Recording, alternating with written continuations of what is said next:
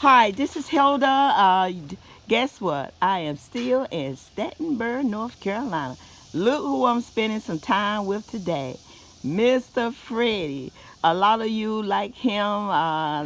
He have a lot of views. He get all across the LinkedIn and YouTube and Twitter, just everywhere. He has so many, thousands of them. Mr. Freddie, why don't you tell us a little bit about what you do and why didn't you ever leave Stantonburg? Why you still back here near that Dunny Hole? Well, I worked at Bridgestone Firestone for 26 and a half years, and I started my own little business in the backyard about 20 years ago, uh, repairing stuff for people and farmers and everybody in the community. And I finally got to the point that I was ready to get away from where I was at, and so I ventured off on my own, went full-time business for myself, and I do a lot of work for farmers and people in the community. Whatever comes up or it's broke or they want it, I do wrought iron handrails. I build all kinds of stuff out of steel.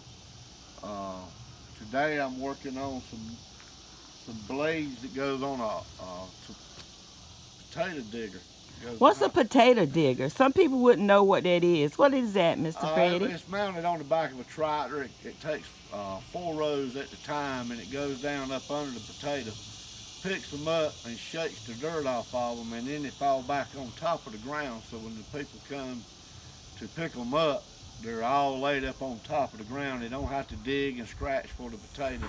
They're all laid up nice, uniform up on top of the row.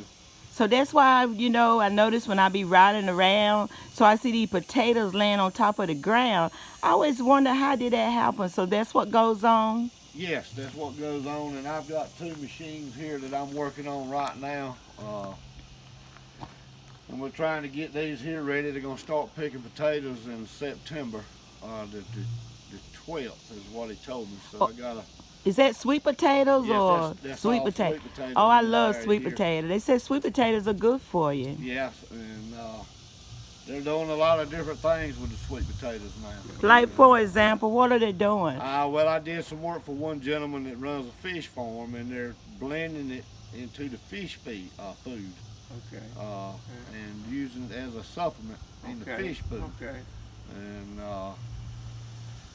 there's different things that's going on with them, and I try to keep the farmers. I've had a few of the guys that does the same type work I've got do. They've kind of ventured on and retired, and it's kind of leaving it all up to me now. So I'm getting more customers every day, doing more work, enjoy what I do. So you Uh, just like being outside helping I just the like being farmers. outside and nothing like coming out your back door working in your own yard. That's Yeah. true. So What is that made out of? Is that made this out is of aluminum M or? what they call M4 plated steel. It's they use it a lot like for armor piercing, uh, military grade type steel. It's a very hard steel. You can't really hardly drill it.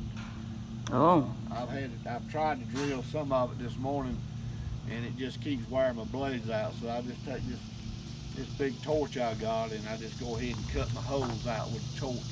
Okay. And how long you been a welder? Seems like you could do anything. How long you been a welder, Mr. well, Freddie? professionally, I guess probably I would say 20 years. I started welding when I was about 10, and I'm 56 now. So Okay. uh, Okay. my daddy bought a welder and a cutting torch when I was real young, and I kept playing with it, and he told me, he said, "You're gonna quit burning up my rods." He said, "I'm gonna put you doing something other than this this useful." So that's how I learned. I kind of learned on my own to begin with, and then as I progressed and I worked with other companies part time when I wanted Firestone, and I worked under some guys that were real some of the best welders in this part of the country, and I worked and I learned under them, and welded at night, Mm-hmm. and just do. I try not to turn any work down. Nothing's too big or too small. Nothing too big or too small. So you just pretty much work on anything. It doesn't matter what it is. That's what being a great welder is. Yes, So, I mean, so you really enjoy what you do, Mr. Freddie? yes, I enjoy taking something out of that's tore up, and a lot of people want to throw it away, and I'll take it and straighten it back out, fix it back up, and send it back down the road. That's all right. So you hate to see somebody throw away things. You just like to see what Yes, you can if do it with can be it. repaired. I mean, and there's a lot of waste goes in this country now because people just take something out of it that could be fixed. That's right. Even if they don't even want it anymore, you could, donate it to a charity, where they could, Yeah. resell it and help out people in need. But I've been very blessed. I pretty much do a lot of my work on my own. My son, he's ventured off to another job right now, so I've got a gentleman that's helping me some Mm-hmm. here right now, and I got a younger man that comes in the afternoon. He's wanting to learn how to weld, so he's kind of doing what I did years ago. And That's really good. That's really good. You passing it along. it says a lot with the younger generation because there's not that many out there that's really willing to learn to do this type of work. It's hot. Yeah. You have hot days and cold days, and it's really been hot for the last couple summers, and I do on the road work too. I mean, if I get a job and they can't bring it to me, then I take my trailer and Go out Oh, you go out there, I so go you right like out in the mobile. field, and I build and repair right in the field, That's all or right. get it good enough where he can get it to me, or we have to do what we got to do right out in the field. But I just been blessed and You have been blessed with your enjoy hands. what I do. What you doing them big tractors over there? I see some big That's- tractors sitting over there. And That's the one that's got the potato diggers let's on go over there and look at that, Mr. it. Freddie. All right. Let me walk behind you here, and because I'm always amazed when I come out here in this country. Remind me when I was a little girl. So these are the big. This is it right here. This is it right here. Explain to us how you do that. This is some of the, this is chain guards right here I installed on these machines. You installed those? Yes, I built those, made those by hand and built them. Keep the dirt away from the chains and the sprockets. Because Okay. wow. Wow. This machine, when it's running, it's very dusty. Yeah. Mhm. Sometimes you can't even really see the tractor. They have to drive it by GPS because the dust is so bad when the wind's blowing the wrong way. They were wearing the chains out very bad, so I made these dust So you covers. created that. Yes. And I That's good. he closed these right here, but what happens is the blades that I'm cutting now are actually mounted on the front, and it goes down up under the potato, and it's like a big shovel, and it'll scoop that potato up. It comes down this conveyor right Shake it here, out. and this conveyor is shaking, and it shakes the dirt off the potato. So when it comes out the back, it falls right back down on top of the rope. Okay. And it's just sitting there ready to go when they come in to pick them. So Mr. Freddie, how much one of those tractors cost? I remember tractors used to be so small. How much is I that? really don't know on a ballpark figure. Some of these, I think this tractor right here is about $150,000. That's a John Deere 8230. It's big. Yeah, that's a pretty good sized tractor, and they've got bigger tractors. As a matter of fact, that they just bought one this year. It's over 500 horsepower tractor. A tractor? Yes, I think they pay big money for it, but they've got a tractor for just about everything that you do now. And, they're real big farmers. And They gotta be. That's a big tractor. They keep me kind of busy.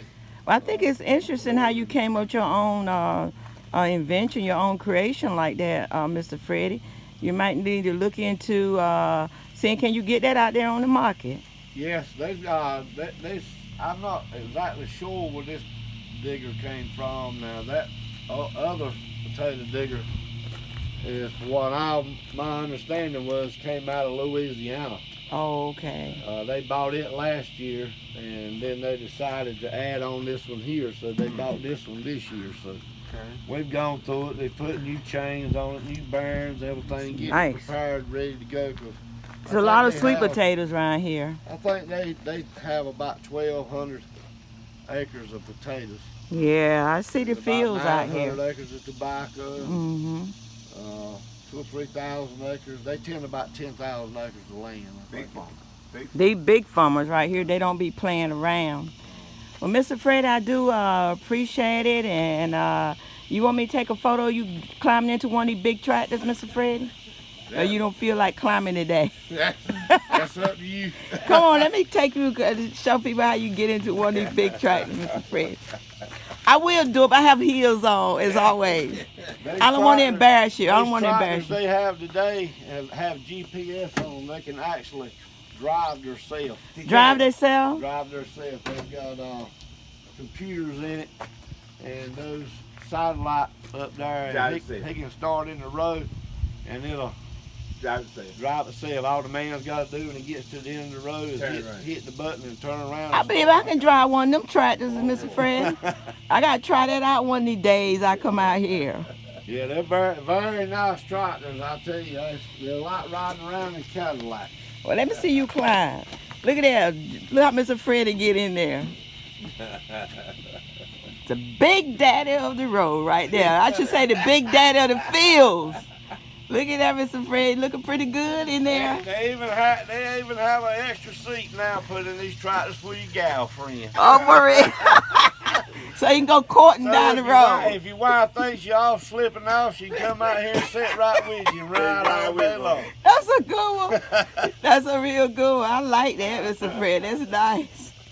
Well, we are talking to Mr. Freddy, and we will be continuing if he's not busy next Tuesday, and maybe he'll do some welding to show you all how good he is. And look at this tractor, the John Deere 8230, with one of the best men in the world, Mr. Freddy. And remember, this is the big John Deere, the granddaddy of the field, right, Mr. Freddy? That's right. That was good.